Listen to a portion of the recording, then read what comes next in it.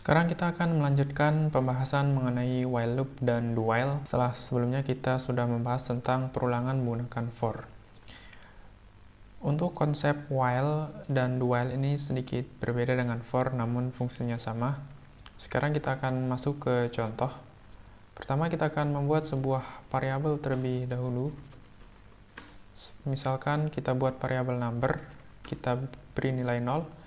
Nah, kemudian di sini kita akan melakukan perulangan menggunakan while. Kita akan melakukan perulangan sebanyak 5 kali. Di sini untuk sintaknya sendiri kita tuliskan while. Kemudian di dalam kurung ini kita akan tulis kondisi dari perulangan tersebut. Misalkan di sini number kurang dari 5. While ini sendiri artinya adalah selama. Jadi selama number kurang dari 5, maka kita akan melakukan perulangan di dalam blok ini. Sekarang kita akan print. Kita akan print line di sini number.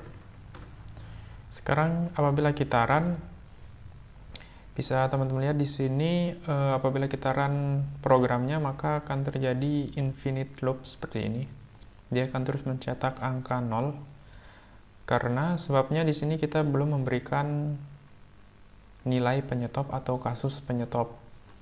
Dalam hal ini kita akan menambahkan variabel number ini sebanyak 1 setiap kali dia melakukan perulangan.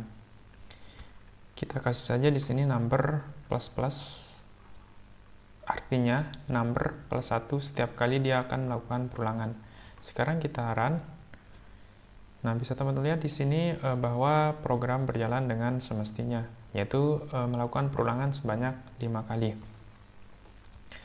Itulah konsep dari while loop. Kemudian kita akan masuk ke dalam do while. Di sini kita hapus dulu. Do while merupakan sebuah perulangan yang mana akan menjalankan perintah sebanyak minimal 1 kali, kemudian mengecek kondisinya. Apabila terpenuhi, maka akan melakukan perulangan. Namun apabila tidak terpenuhi, maka akan stop sampai di situ. Untuk sintaknya sendiri kita bisa menuliskan do terlebih dahulu. Kemudian di sini kita bisa membuat kasus penyetopnya terlebih dahulu. Dalam hal ini adalah number plus plus. Kemudian kita bisa print line number. Nah, kemudian di sini kita bisa tuliskan while untuk mengecek kondisi apakah masih memenuhi atau belum sehingga akan dilakukan perulangan atau tidak. Kita akan melakukan hal yang sama di sini, numbernya kurang dari 5. Jadi artinya dia akan menambahkan melakukan perulangan sebanyak minimal 1 kali di sini. Berarti number plus plus berarti 0 plus 1 sama dengan 1. Kemudian setelah melakukan perulangan sebanyak 1 kali, dia akan mengecek di sini apakah number masih kurang dari 5. Jika ya, maka akan melakukan perulangan lagi. Dan seterusnya sampai kondisi ini tidak terpenuhi. Artinya program akan stop. Sekarang kita run lagi.